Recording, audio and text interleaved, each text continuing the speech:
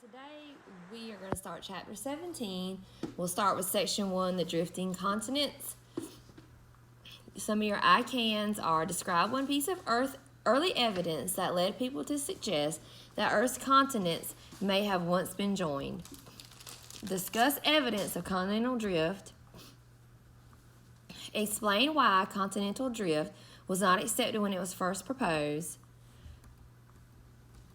Okay. So drifting continents, I know y'all probably learned about Pangea, probably in elementary school.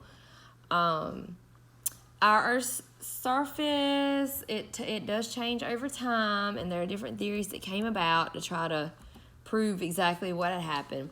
Wagner hypothesized that there was a continental drift.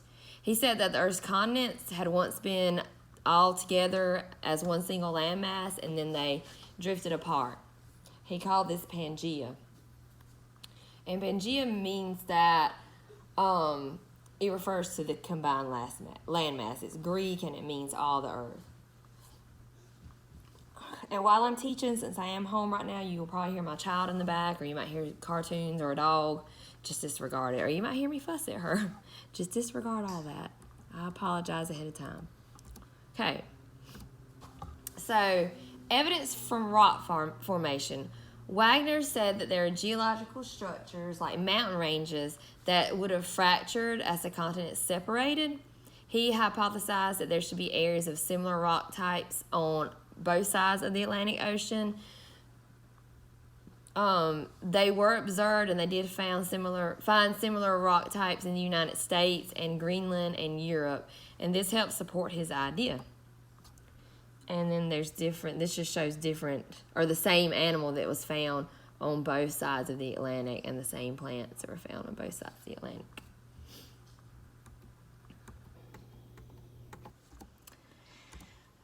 Okay, some similar fossils of several different animals and plants that once lived on land have been found on separated continents, like the picture just showed you.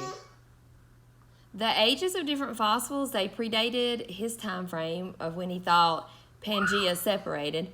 He found fossils of Glossopteris, I think that's how you say that. It sounds like a dinosaur name. It's actually a fern, and it resembled low shrubs, and it was found on several different continents, and it indicated that areas had a single climate that was close to the equator. Their climates allegedly changed once the continents broke apart and separated.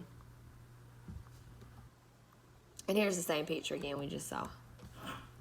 And hold on, let me go back. That's the fern. So it's here in South America, then it's all over here, Africa, Europe, Australia, Antarctica.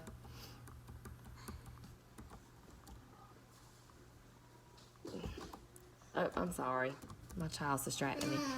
So, ancient climatic evidence. They found different sedimentary rocks that offer evidence of climate changes on some continents. They found coal deposits in Antarctica that suggested that it was once close to the equator. They found glacial deposits in Africa, India, Australia, and South America that suggested that those areas were once cold and frozen and covered by ice caps. Wagner proposed that they once were located near the South Pole before Pangea fractured and broke apart and separated. So this is what Pangea was supposed to have once looked like, all the land masses together going from the equator to the South Pole. In the early 1900s, most scientists, they didn't accept Wagner's hypothesis. They rejected it. They said there was not a continental drift. They said they rejected it because there are two unanswered questions. What forces could move continents, and how continents could move without shattering? Those were the two questions. They were the reasons that they rejected this idea. And that's it. I'm not gonna go through these with y'all because you have them on your paper and you have the answers. And I'm trying to save space on my phone because I'm having a hard time uploading another video that was longer. Hope y'all have a great rest of the day.